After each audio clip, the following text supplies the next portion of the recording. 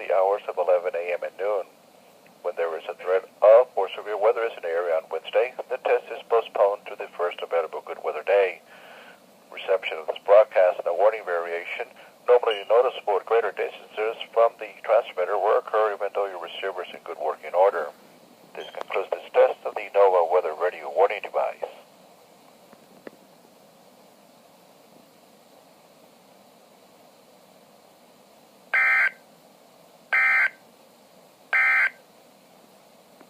Marine Force.